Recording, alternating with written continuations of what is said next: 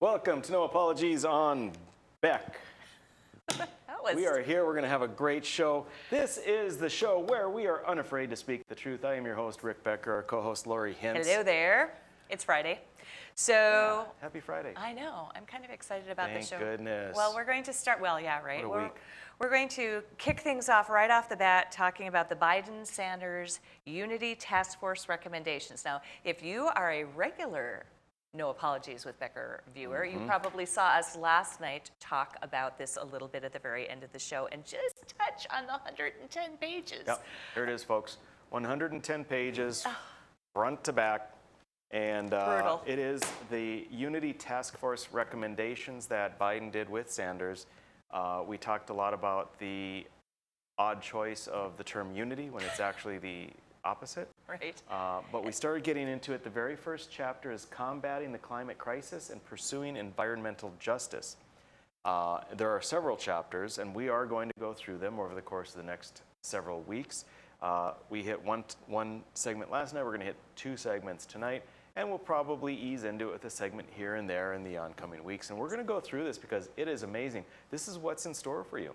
This is what's in store. And it ain't good, folks. Let's just put it that way. It's 110 pages of very disunity.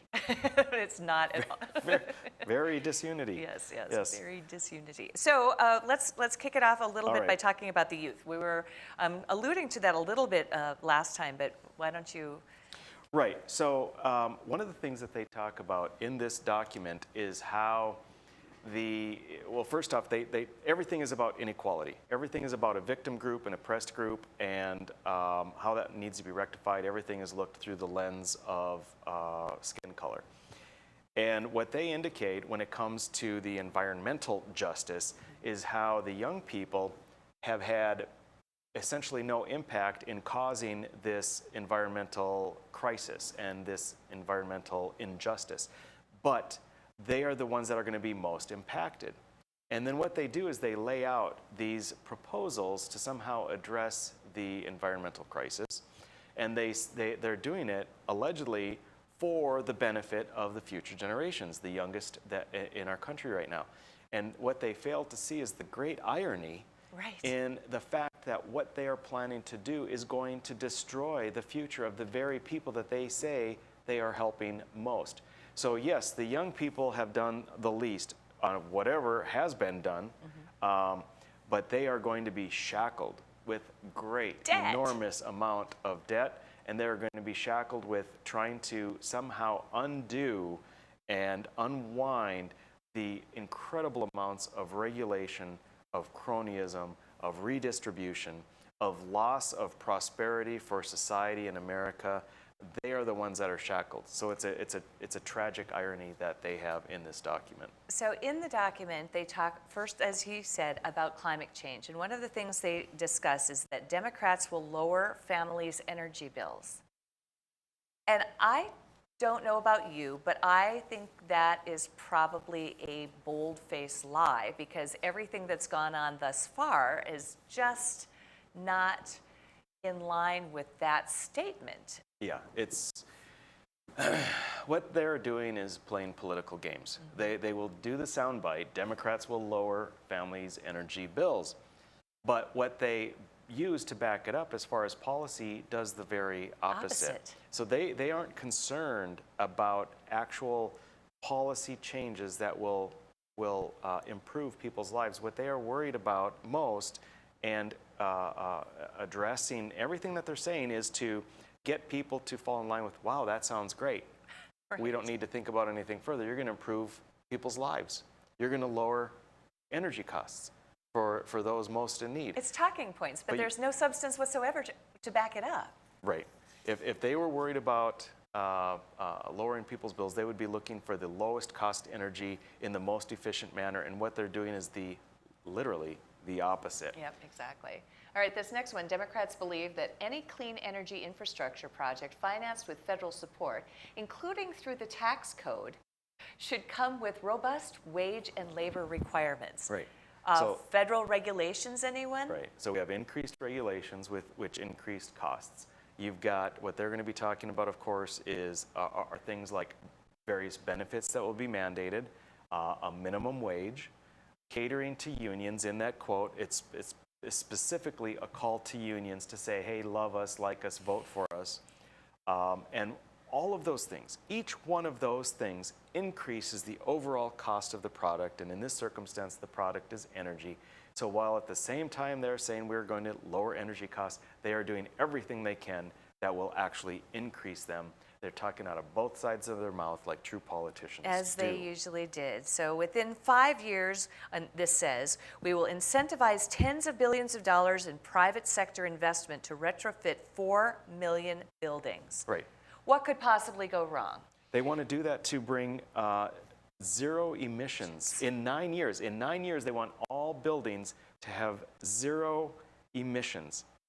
Now, what kind of undertaking is that going to be? That is phenomenal. Do you realize how expensive that is? Right. Just, like, who's not doing the math here? They are also going to do energy-saving upgrades to 2 million low-income households and affordable and public housing units in the next 5 years. How much money is that going to cost? Now, for people who are not low income, if you're middle income, you're not going to get that for free. Not you. But I tell you what you are going to get. You're going to get a bill in the way of taxes to pay for that. Right. So the offsets that you have on the cost of actually implementing these policies versus the theoretical decrease in your overall energy bill, the offsets are massively greater than that little bit of decrease. And the only way it can be a decrease at all is if it's subsidized on top of everything else. Huge cost. We will set a bold national goal of achieving net zero greenhouse gas emissions for all new buildings by 2030. Yep. 9 Think years. about that. The pathway to creating a 100% clean building sector. So are they retrofitting? Are they tearing down thousands and thousands of buildings in order to retrofit them? And how expensive is that to completely rebuild those buildings then? Well, what they're going to be doing is not tearing the buildings down, but they'll be going all the way down to the basic skeleton HVAC. of the building and tearing things out, putting things in. A retrofit is extremely expensive. Extremely expensive. What it comes down to is this type of thing, and we will probably, I haven't read the entire document. Why would you? Well, so that graduated we can form inform of our viewers torture. so that they don't have to. We're taking one for the team, people. Yes. Yeah. But think about Obamacare. If you recall the promises that were made, yes, it's going to cost a lot of money, but the end result, which was promised, was that our healthcare bills, our health insurance costs are going to go down, and I think it was on the order, I remember it was $1,200 or $2,500, I think, per family. And instead, what has happened? Health insurance has gone up, and it has gone up with the addition that your deductible, typically at least, has doubled, at least doubled. Deductibles used to be $500, maybe $1,000. Now, if you get a $2,000 deductible, wow, you're doing great. Sometimes, commonly, it's $5,000 deductible. Sometimes as high as $10,000 deductible. So you're getting a crappier product for the same amount or possibly more, thanks to these brilliant geniuses that like to make political promises that are not based in reality on the true cost. But it sounds good, people. It sounds good. I love this too. This is another one that sounds really good right before we finish this here. We will reduce harmful pollution and protect our children's health by transitioning the entire fleet of 500,000 school buses to American-made zero-emission alternatives within 5 years. So they're going to take over the school buses too now. You know, to be honest, Lori, this is probably okay. Really? Because they're just printing money. I mean, it doesn't matter. There's no cost. Matter. Cost is a relative term. Cost is a social construct. Cost is a social construct. It doesn't mean anything anymore. It certainly doesn't mean what it used to mean. Just do it. Just do it. I think everyone should have a 16-room mansion.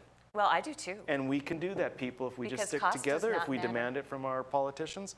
16-room mansion for everybody. I like it. Thank you. I am President Becker. So when we come back, we're going to hit some more delightful facts in this monstrosity.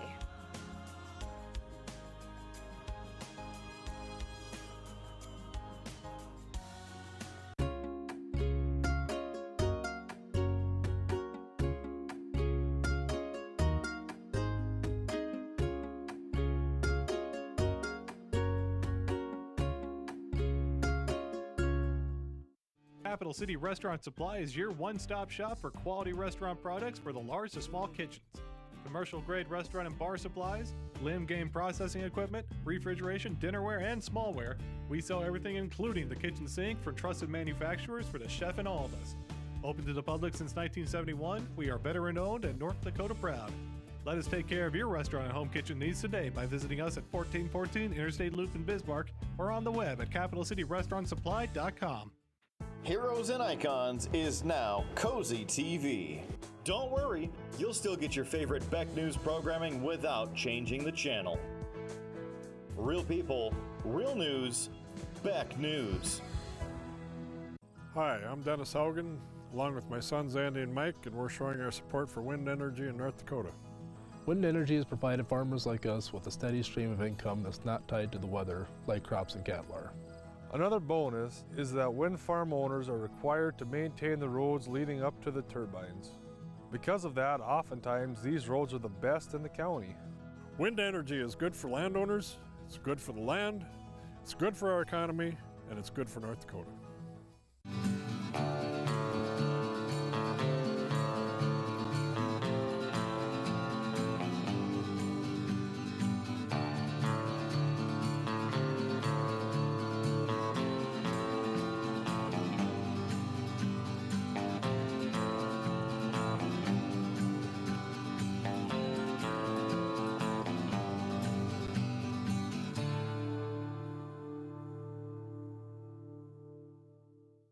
Are you a thrill seeker, sightseer, or day tripper? The Ford Bronco Sport SUV is built for you. Four Bears Casino is giving away a 2021 Ford Bronco Sport loaded with a ton of interior space, safari-style roof, smooth suspension for any terrain, and easy-to-clean surfaces. Qualify now just by playing your favorite slots at Four Bears Casino. Double points on Sundays. Also get in on Super Senior Wednesdays, slot turning Thursdays, and hot seats on Wednesdays and Thursdays. Spin into Four Bears Casino and Lodge for chances to win.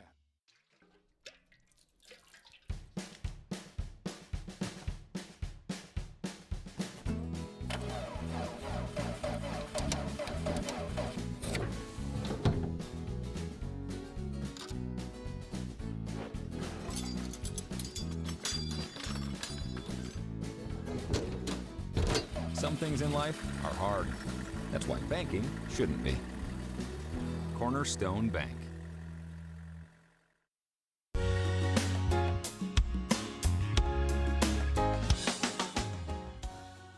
Welcome back to No Apologies on Beck. That was really, that was a good wind-up. It made me think of a microphone coming down here, and it's just, that was my immediate thought. So we're back. We are at segment 2. We're going to cover one more segment with regard to this Unity document. And Unity, whenever I say Unity, just imagine that there Air are quotes around it. Yeah, definitely. So we were talking about this. We're still on environmental justice. Right. That's just the first chapter, folks. There are Yeah, we've got a 110 ways to go. fun-filled pages of this event, this huge thing. And it's also single-spaced with no pictures. So it's a really kind of a boring read. Yeah. One of the things that they talk about in the document is that they are in favor of, they affirm California's right, I guess, the statutory authority to set its own emission standards. Hold it. Yes. California is leading the way in something. Why are we following California for anything? Seriously. That's a very good question. They say in this graphic, we will immediately convene California and other states with labor, auto industry, and environmental leaders to inform ambitious executive actions. If this is not some kind of flippin' creepy government corporate gobbledygook, I don't know what in the world is. I was going to say the word gobbledygook. That's exactly what it is. That is ridiculous. We're going to convene. We're going to put all of our sycophants from last night's show into this room in California because we have lots of rooms available because most of the people are moving out. All true. It's nuts. It is nuts. What in the world? Why would we want to? Well, Why would you want to emulate anything that California has done? Are they the picture of health? They're about ready to go bankrupt. Exactly. They are the most costly. They have the most homelessness.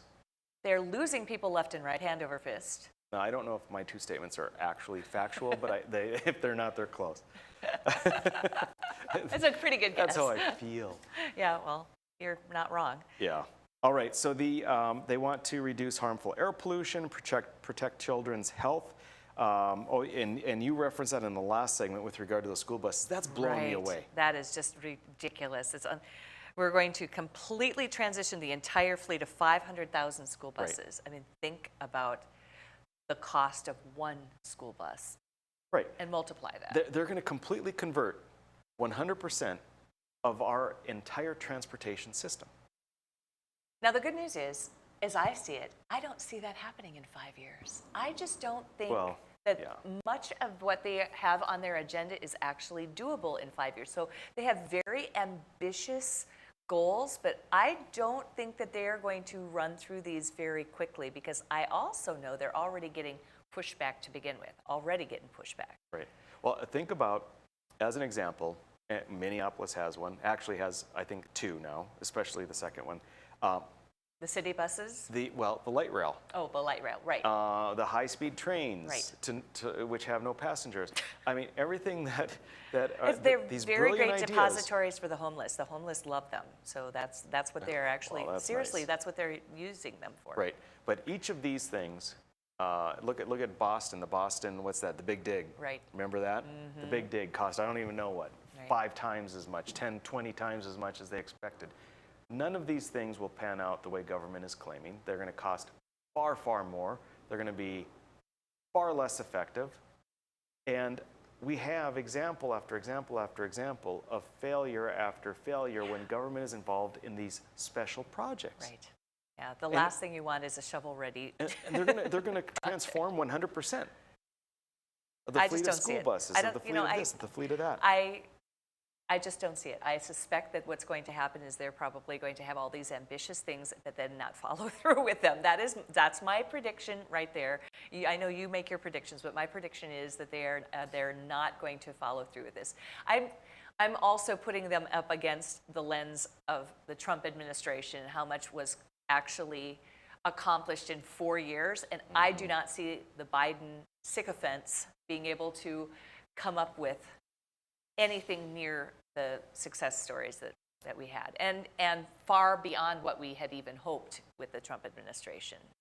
He accomplished so much more. So, investments and remember, folks, anytime the word investments is used, all that means is spending your money that you were forced to send in as tax dollars. So they are going to force you to pay for improvements in public transportation. Public transportation, for instance, like the buses where one passenger is on this big old bus. Right. Yeah. Efficiency is not the modus operandi of government, and we know that. Exactly. Democrats affirm California's statutory authority under the Clean Air Act to set its own emission standards for cars and trucks. I remember when we first heard about the Green New Deal. Do you remember hearing about what was going to happen with airplanes?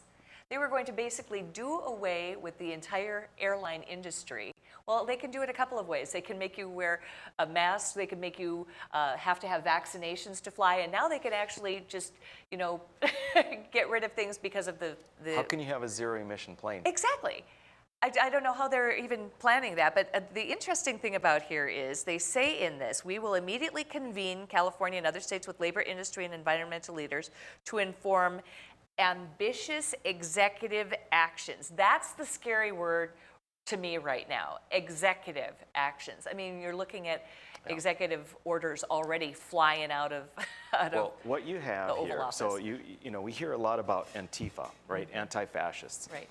And what you've got going on is the general concept of fascism. Not so much when we've been talking about fascism with regard to squelching people's opinions, shutting them down, taking away their free speech, silencing them, etc. Right. But there's a very big component of fascism, which is where you have sort of the coerced buy-in of corporations to do the bidding of the government. They work hand in hand, right? You pad someone's pocket, they pad yours. It's a quid pro quo. So you have government, a more authoritarian government working hand in hand with business.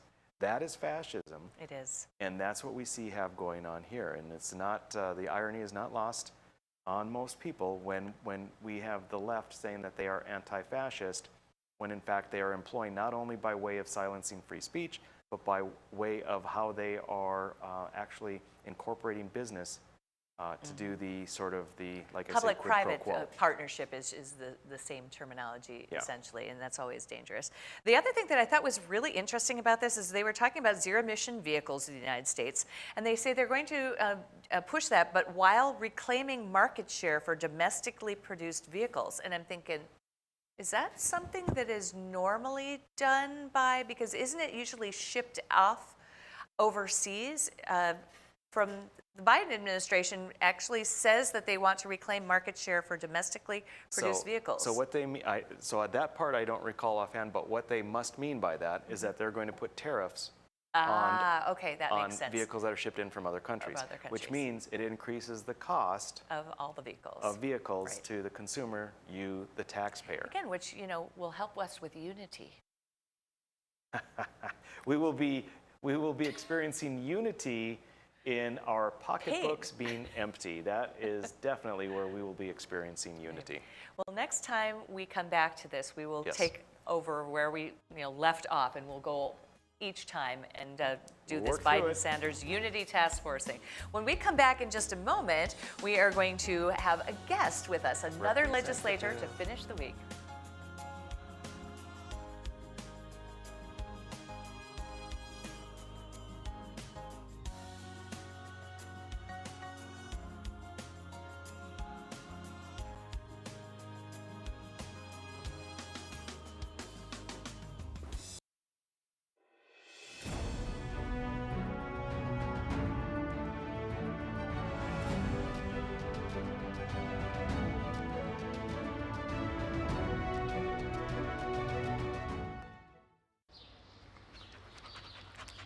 Jeez, what a mess. Look at that. There's roof stuff everywhere. It's so embarrassing. Ruins the neighborhood. Come on, humans. Let's get this fixed. Don't let your roof go to the dogs. Call America's Best Contractors for your free estimate. Need a new woof? After checking with the rest, go with the best. America's Best Contractors. 258-2412. Online at americasbestcontractorsincorporated.com.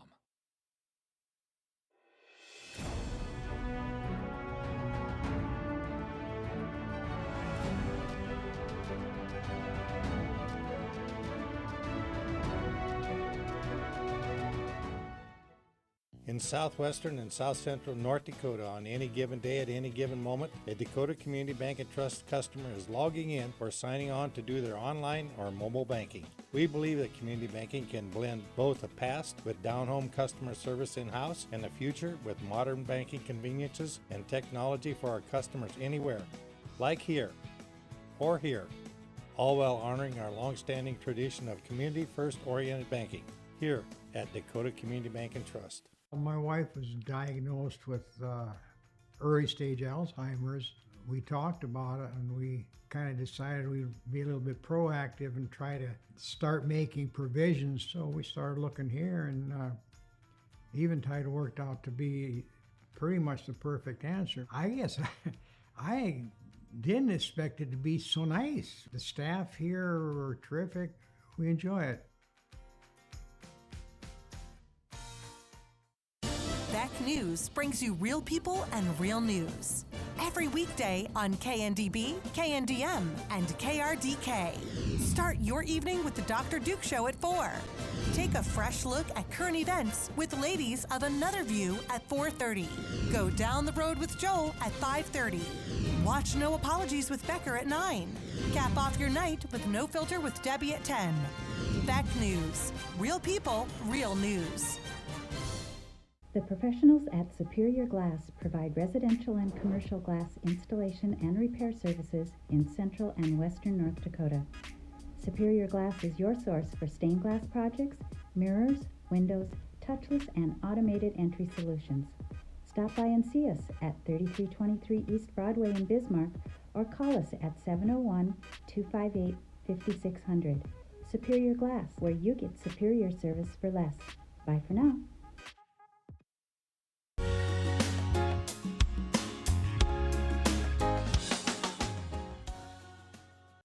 Welcome back to No Apologies on Beck, your after hours oasis of sanity. We are privileged to have a guest with us, special guest with us, Representative Vicky Steiner from Dickinson. What district? 37. I can never remember that. So Vicky and I go back since when I first came in, and we've always gotten along great. And I'm always impressed with, I don't know, I guess I'd say your fortitude.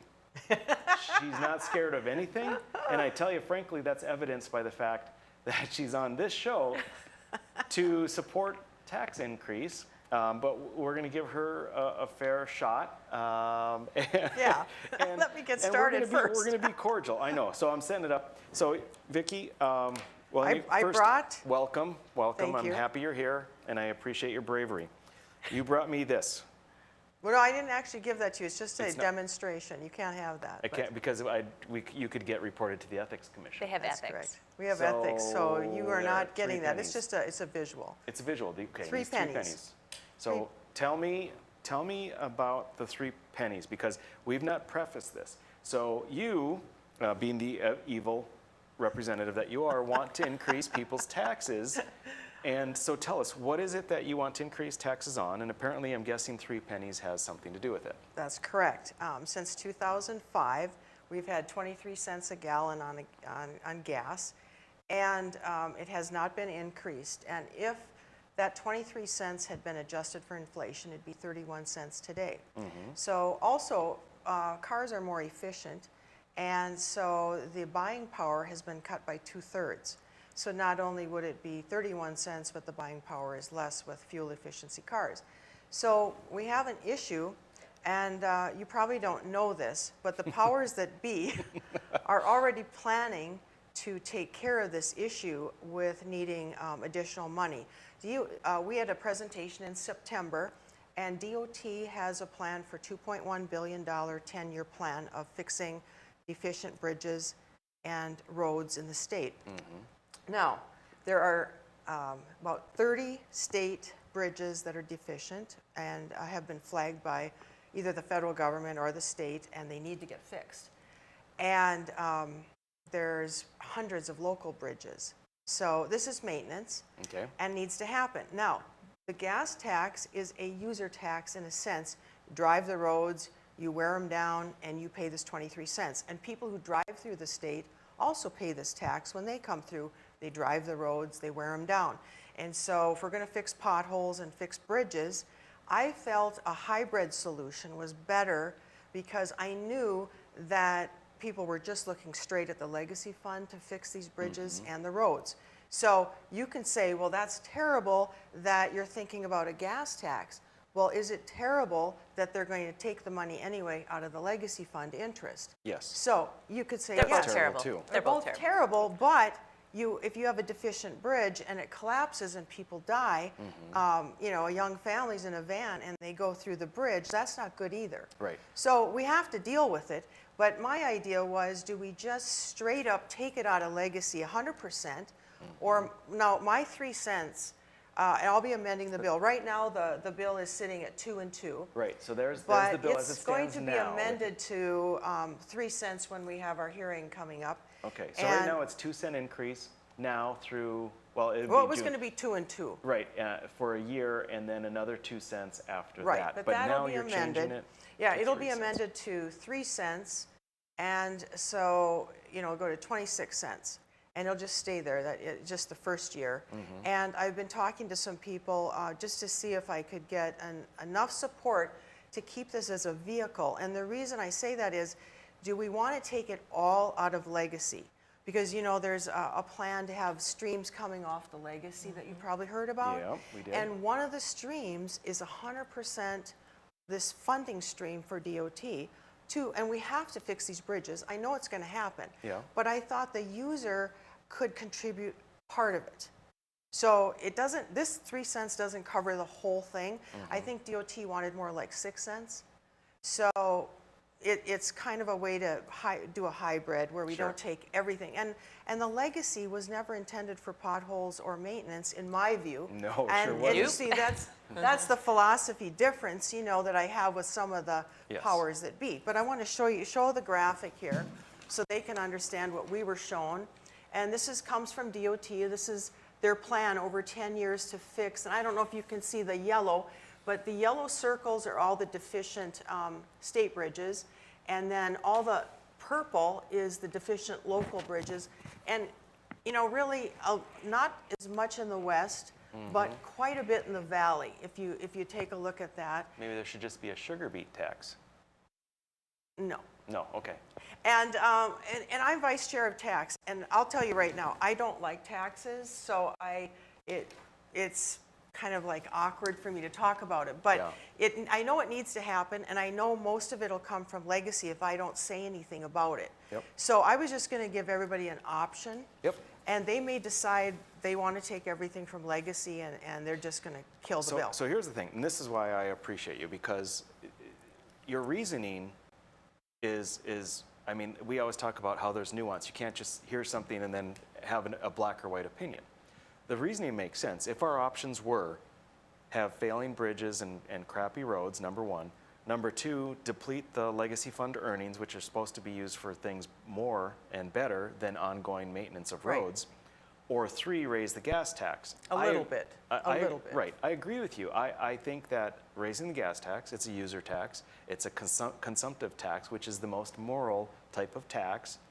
I fully agree with you. But we're leaving out option number 4.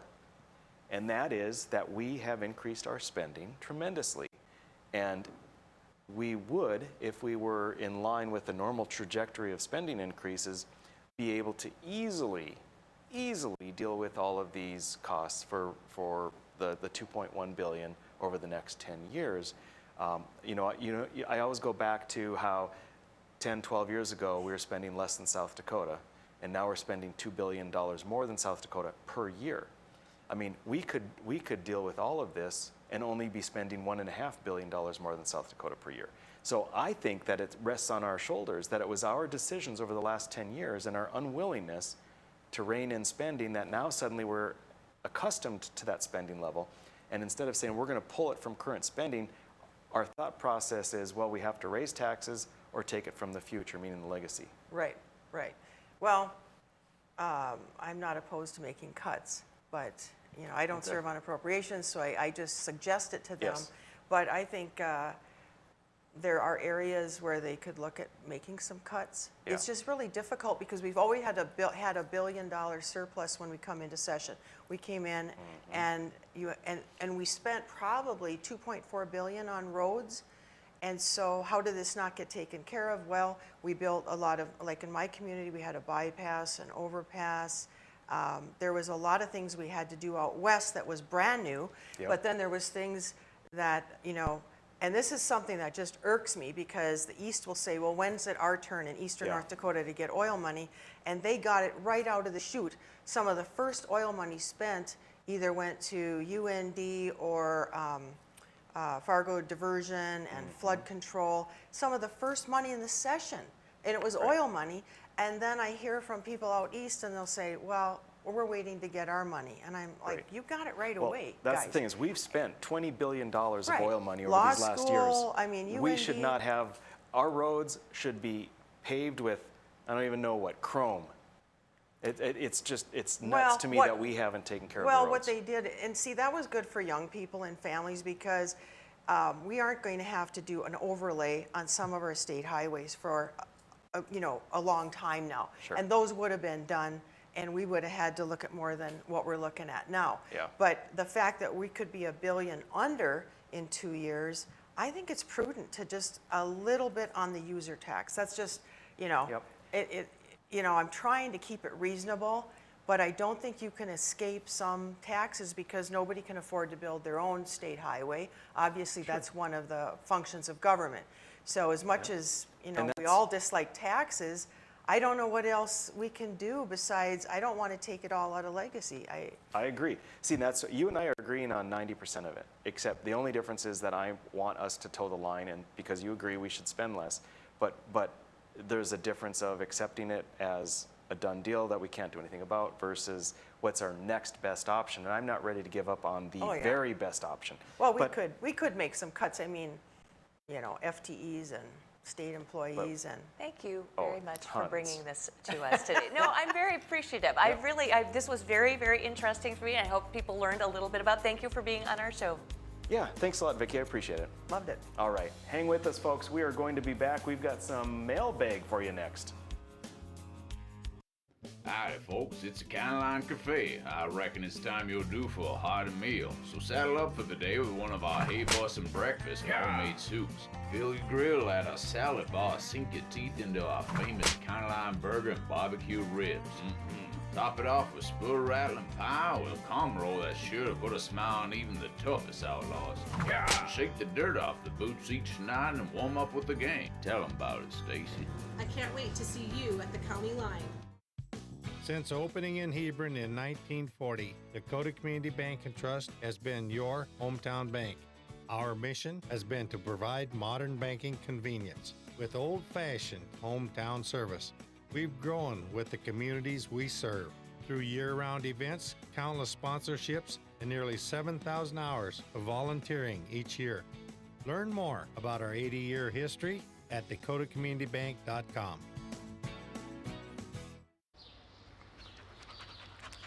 Jeez, what a mess. Look at that. There's roof stuff everywhere. It's so embarrassing. Ruins the neighborhood. Come on, humans. Let's get this fixed. Don't let your roof go to the dogs. Call America's Best Contractors for your free estimate. Need a new woof? After checking with the rest, go with the best. America's Best Contractors. 258-2412. Online at americasbestcontractorsincorporated.com. For the greatest selection and full menu offering, it's the Four Seasons Restaurant and Ice Cream Parlor in Garrison. Succulent sandwiches, big breakfasts served all day, and delicious desserts. Easy access in and out for campers and RVs. The Four Seasons Restaurant at the top of Main Street, Garrison.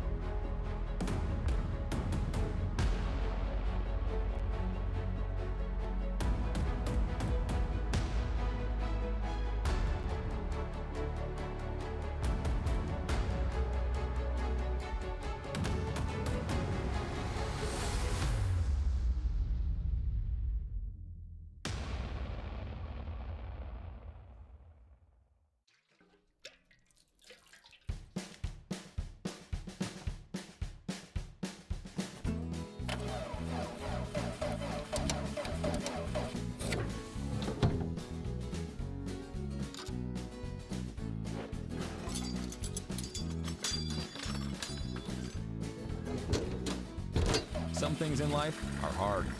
That's why banking shouldn't be. Cornerstone Bank.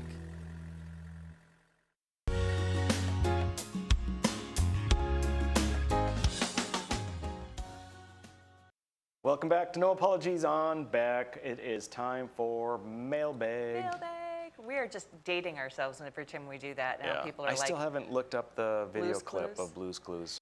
all right, I really like that, but that was a big deal, Mailbag. So we're kind of taking it from, all right. Anyway, so we're going to go and look at some Facebook posts and things that people have said to us on our Facebook page. And thank you everyone for writing the kind things that you have. That is, it's kind of weird for us to have to put complimentary things up to because it looks like you're bragging about yourself, but we really do have some phenomenal viewers. Listen, if you want to dig on us and complain about us or critique whatever, send it in. We will put it up.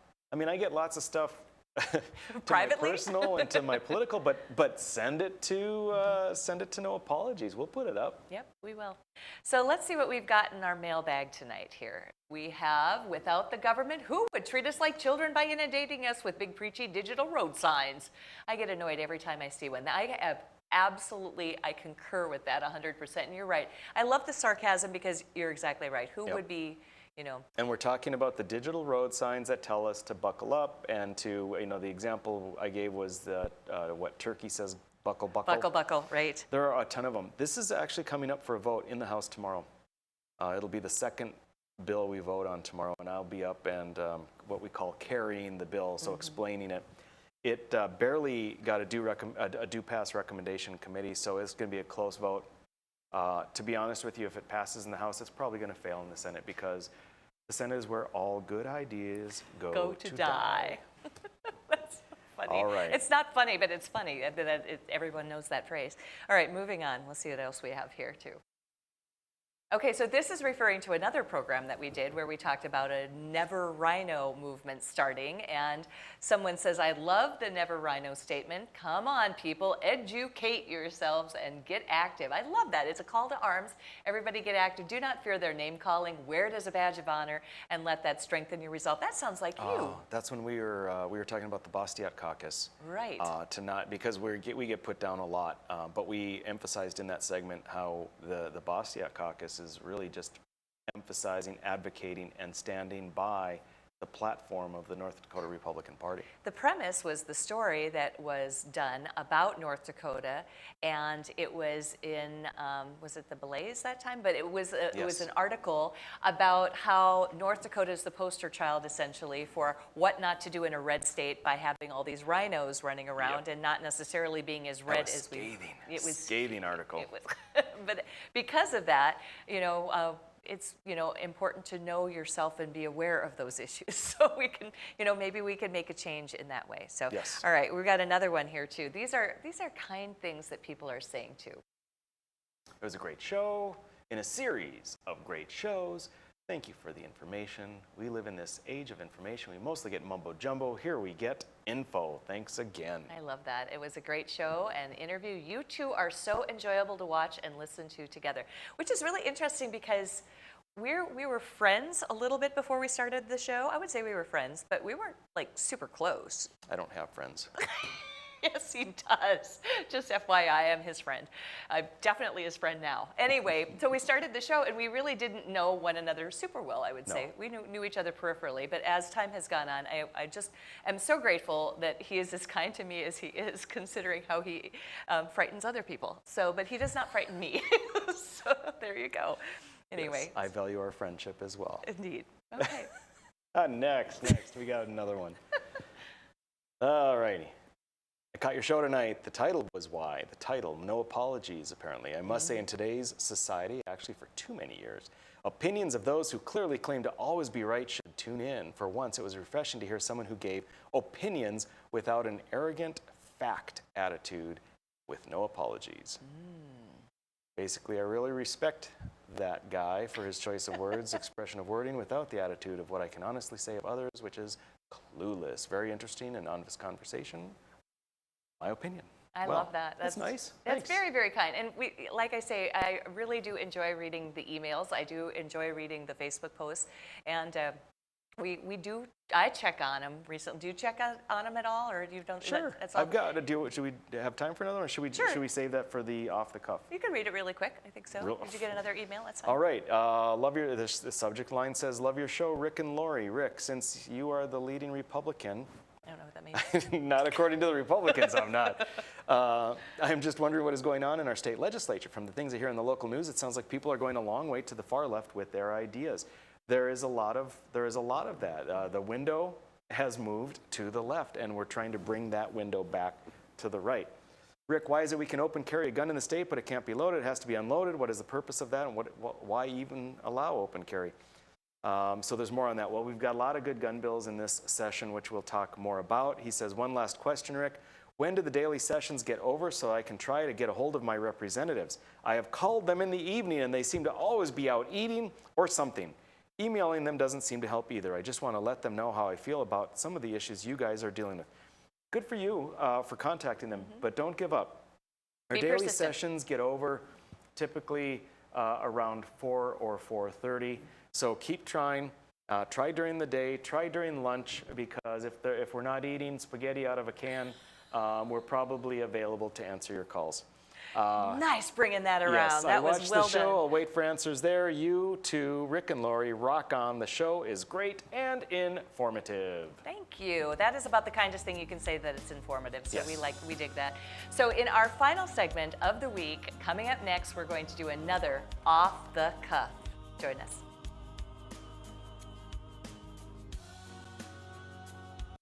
Howdy, folks. It's a Caroline Cafe. I reckon it's time you're due for a hearty meal. So saddle up for the day with one of our Hey Bussin' breakfast homemade soups. Fill your grill at a salad bar. Sink your teeth into our famous Caroline burger and barbecue ribs.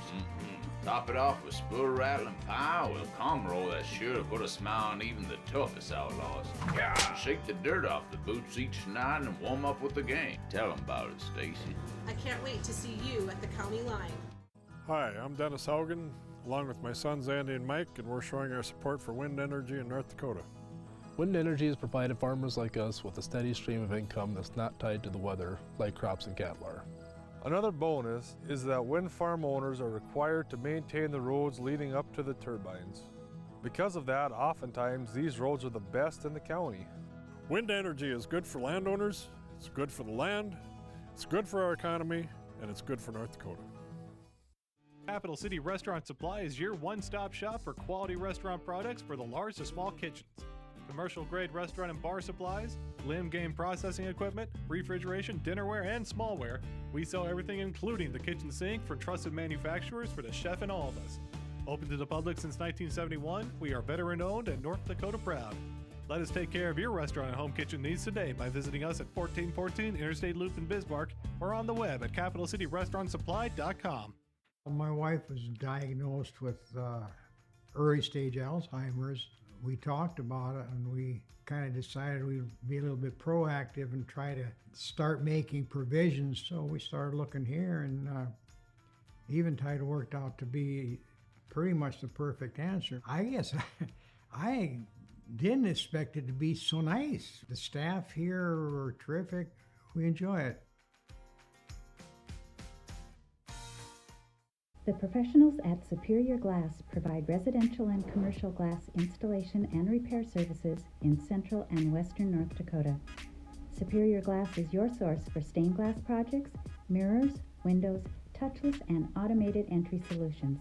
Stop by and see us at 3323 East Broadway in Bismarck or call us at 701-258-5600. Superior Glass, where you get superior service for less. Bye for now. Now is the best time to plan for your 2021 farm equipment needs. North Dakota-based Summers Manufacturing is currently offering early order savings. Take advantage of big savings on North America's broadest tillage line, including the Super Coulter Samurai and the innovative VRT Renegade, as well as the best built, best backed land rollers in the industry. Talk to your Summers dealer today or go to summersmfg.com to learn more about early order savings available on all Summers equipment.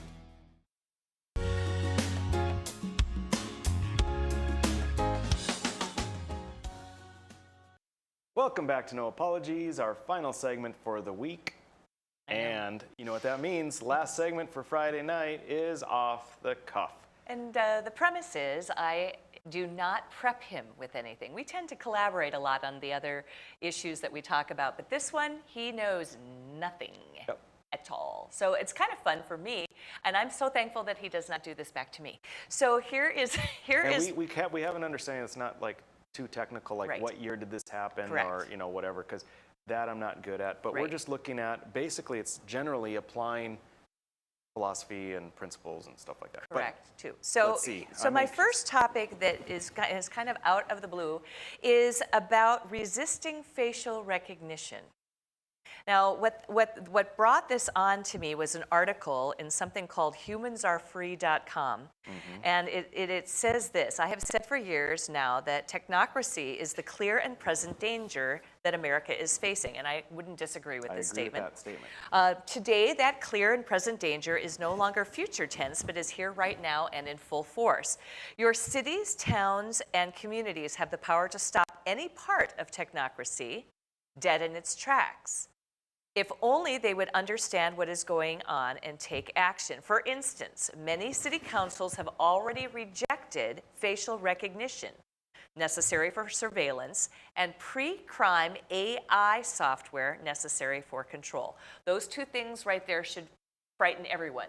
Surveillance and control. So my question to you is what's your take on facial recognition software and what do you think about it? I am absolutely 100% opposed to it when used by government.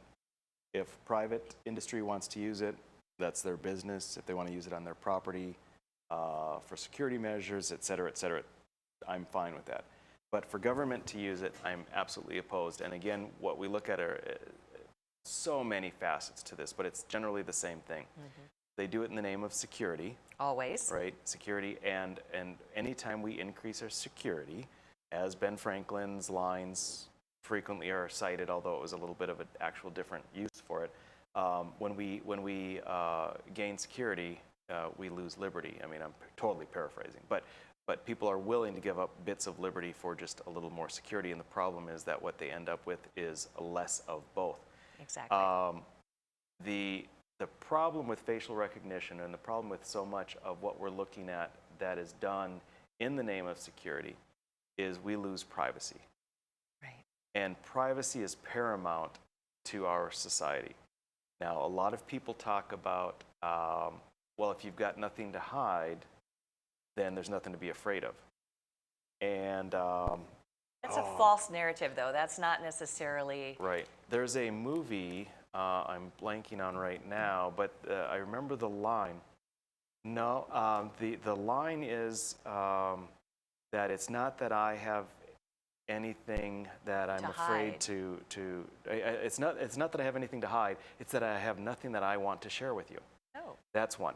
Two, when we don't have privacy, we completely conduct ourselves differently. Correct. In a very constrained manner. We are not our true selves.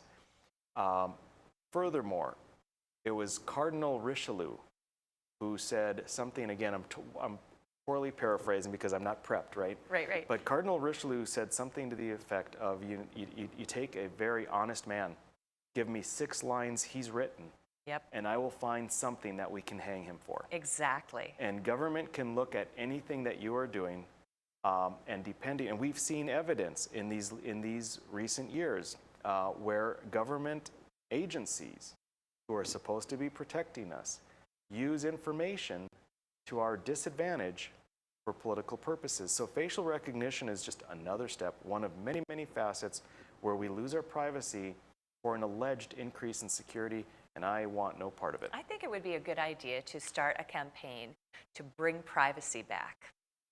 I mean, people have given up so much privacy. Remember after 9/11 and on airlines, and there's nothing private when you go through the metal detectors. Yeah. There's nothing private. There's no privacy anymore.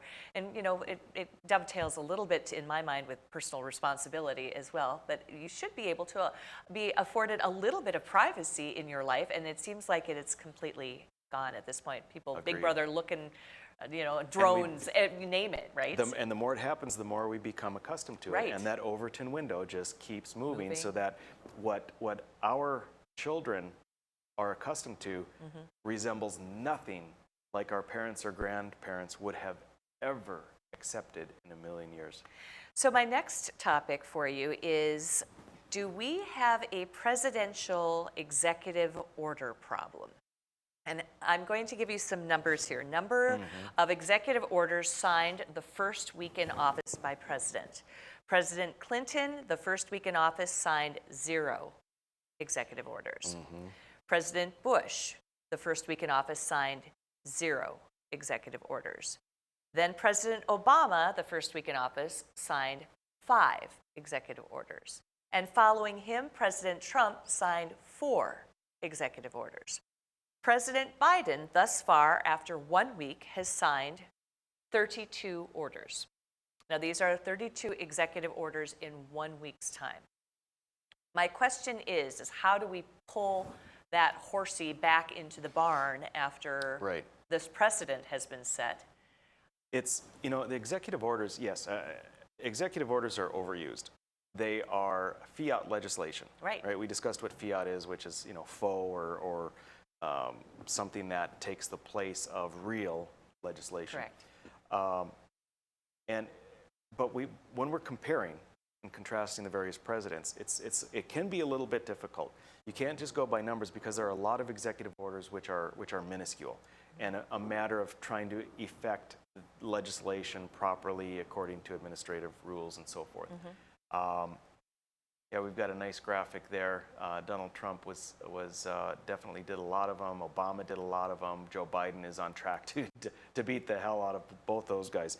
But the thing is that the executive orders are overused tremendously. Some of them are minor, some of them are tremendous, and you really have to dive in and see not necessarily the number, but what each of the executive orders is doing and how far the overreach is. I would love to try and determine a way in which we could pull back on the ability for the president to do that.